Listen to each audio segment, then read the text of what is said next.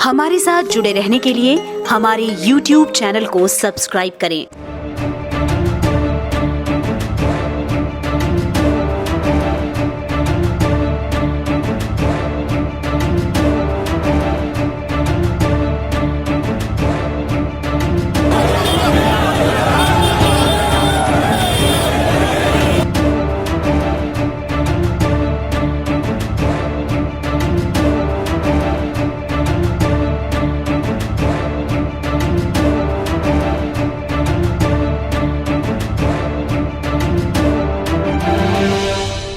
नमस्कार, स्वागत है आपका नैतिक न्यूज में। मैं हूं आपके साथ सपना दुबे।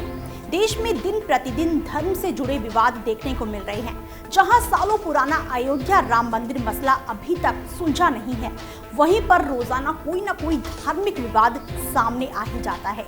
कभी मंदिर मस्जिद को लेकर तो कभी गौमांस को लेकर दोनों धर्मों के बीच लड़ाई के मसले सामने आते रहते हैं। हाल ही में दिल्ली के मशहूर इलाके चावड़ी बाजार में पार्किंग विवाद भी बढ़कर दोनों धर्मों के बीच की लड़ाई बन गया।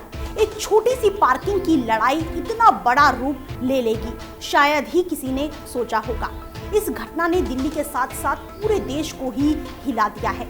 आज के इस दौर में धर्म ने लोगों के दिलों में दूरियां बना दी हैं। जो देश कभी भाईचारे के लिए जाना जाता था, आज वही देश सांप्रदायिक दंगों के लिए मशहूर हो गया है।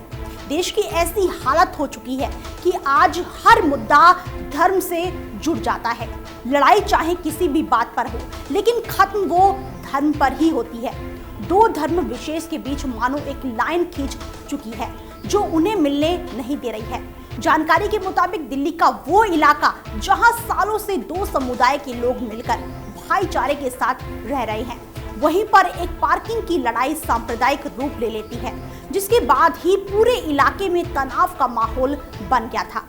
दरअसल बीते रविवार की देर शाम पुरानी दिल्ली के हौज गाजी इलाके में स्कूटर पार्किंग को लेकर छिड़े विवाद में वहां एक पुराने दुर्गा मंदिर में तोड़फोड़ का मामला सामने आया था, जिसने पूरे इलाके में अशांति और डर का माहौल पैदा कर दिया था।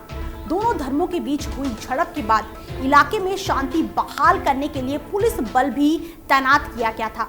पुरानी दिल्ली के हौज गाजी इलाके में तनाव के बाद राजनीतिक उथल पुथल भी देखने को मिली। दिल्ली में हुई इस घटना के बाद पक्ष से लेकर विपक्ष सभी ने अपने मतों को सामने रखा। जहां घटना के बाद इलाके के स्थानीय सांसद और मंत्री डॉक्टर हर्षवर्धन ने इलाके का दौरा करने के बाद ट्वीट करते हुए कहा कि मंदिर के अंदर मूर्तियों की तोड़फोड़ निराशाजनक है।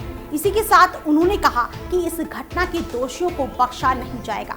तो वहीं विपक्ष ने इस मुद्दे पर राजनीति करने का मौका अपने हाथ से जाने नहीं दिया और कांग्रेस के प्रवक्ता रणदीप सुरजेवाला ने पहले तो लोगों से किसी भी तरह की अफवाह से बचने की सलाह दी, तो उसी के साथ सुरजेवाला ने इस घटना के तार पीएम मोदी और गृह मंत्री अमित शाह से जोड़ते हुए उन्हें इस घटना का जिम्मेदार ठहराते हुए कहा कि दिल्ली पुलिस ने केंद्र सरकार को इसकी जानकारी दी थी, उसके बावजूद घटना पर नियंत्रण नहीं पाया गया।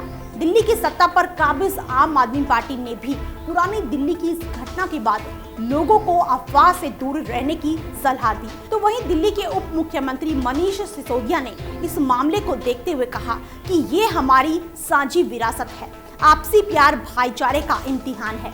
कुछ लोग हमारे आपसी विश्वास को चोट पहुंचाकर सांप्रदायिक तनाव और नफरत फैलाना चाहते हैं। उन्होंने कहा कि उनकी सबसे हाथ जोड़कर विनती है कि किसी भी तरह की अफवाहों पर ध्यान ना दिया जाए, शांति और आपसी विश्वास बनाए रखें। दिल्ली जीतेगी, नफरत हारेगी। जब कोई धार्मिक लड़ाई सामने आती है तो हैदराबाद के सांसद और AIMIM के अध्यक्ष असदुद्दीन ओवैसी हमेशा ही उस पर टिप्पणी करते हैं और एक समुदाय का पक्ष लेते हैं, लेकिन इस बार उनकी तरफ से भी चौंकाने वाला बयान सामने आया।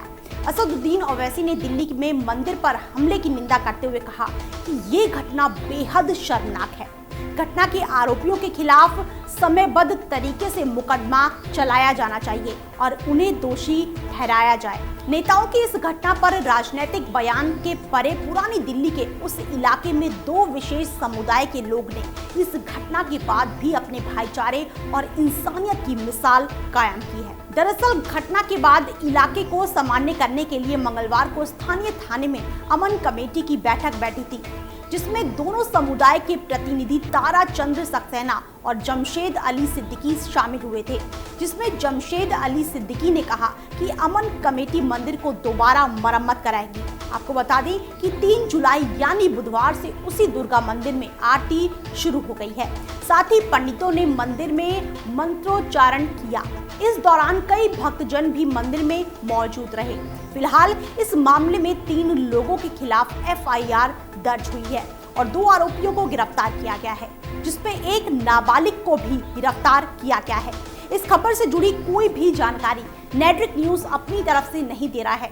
इससे जुड़ी सभी जानकारियां अलग अलग स्रोतों से ली गई हैं। हमारा काम सिर्फ आप तक खबरों को पहुंचाना है। फिलहाल इतना ही। बाकी ऐसी और लेटेस्ट खबरों के लिए देखते रहिए हमारे चैनल नेडिक न्यूज को। साथ ही आप वीडियो को लाइक और शेयर करने के साथ साथ चैनल को सब्सक्राइब करना ना भूलें। आप देख रहे हैं नेडिक न्यूज, साहस सच कहने का।